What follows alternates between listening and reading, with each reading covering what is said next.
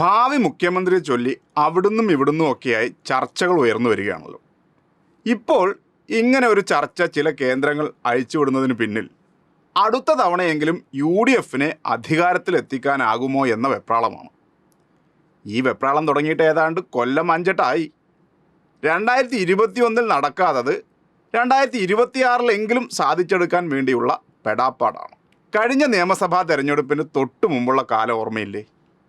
2019 ലോക്സഭാ തെരഞ്ഞെടുപ്പിന് ശേഷം 2020 നടന്ന തദ്ദേശ സ്ഥാപനങ്ങളിലേക്കുള്ള തെരഞ്ഞെടുപ്പിൽ നിലം തൊട്ടില്ലെങ്കിലും മനോരമയൊക്കെ സാങ്കല്പിക മന്ത്രിസഭ വരെ രൂപീകരിച്ച് ഭരണം തുടങ്ങിയിരുന്നു.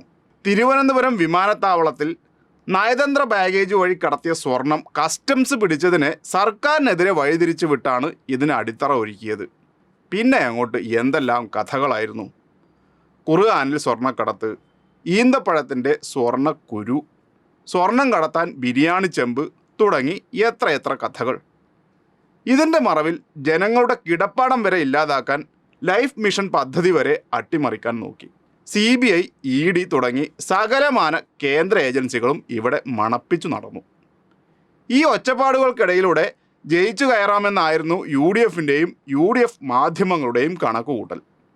ആ ആവേശത്തിലാണ് സാങ്കല്പിക മന്ത്രിസഭയൊക്കെ രൂപീകരിച്ചത്.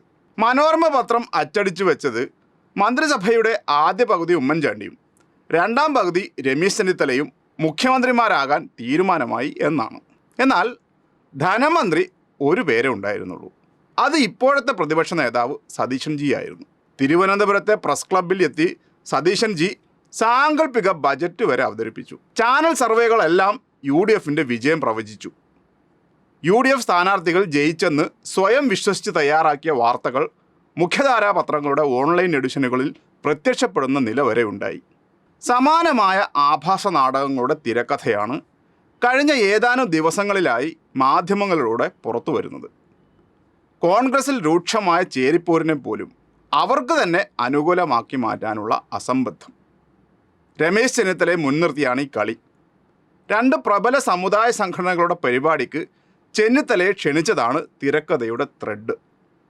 അതിൽ ഒരു നേതാവ് പറഞ്ഞത്രേ, മുഖ്യമന്ത്രിയാകാൻ ചെന്നിത്തലയാണ് സതീശനേക്കാൾ മെച്ചമെന്ന്. ഇതോടെ ഭരണം കിട്ടിയ കളിയായി. മുഖ്യമന്ത്രി ആരാകുമെന്ന് ചർച്ചയായി. സതീശനോ ചെന്നിത്തലയോ? അതോ KC വേണു വരുമോ? K മുരളീധരൻ ആകുമോ? ശശി തരൂർ വരുമോ? ഇവരെയൊക്കെ മുഖ്യനാക്കാൻ K സുധാകരൻ വിടുമോ? ചർച്ച അങ്ങനെ കൊഴുക്കുകയാണ്. 2024 അവസാനിക്കുന്നതേയുള്ളൂ. ഇനിയും 1.5 വർഷത്തോളമുണ്ട് നിയമസഭാ തെരഞ്ഞെടുപ്പിൽ. അതിനു മുൻപ് 2025 ഒക്ടോബറിൽ തദ്ദേശ സ്വയംഭരണ തെരഞ്ഞെടുപ്പുണ്ട്.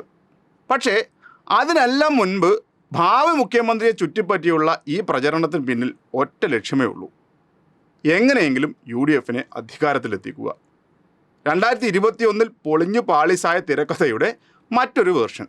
അതുകൊണ്ട് നല്ല കരുതൽ വേണം.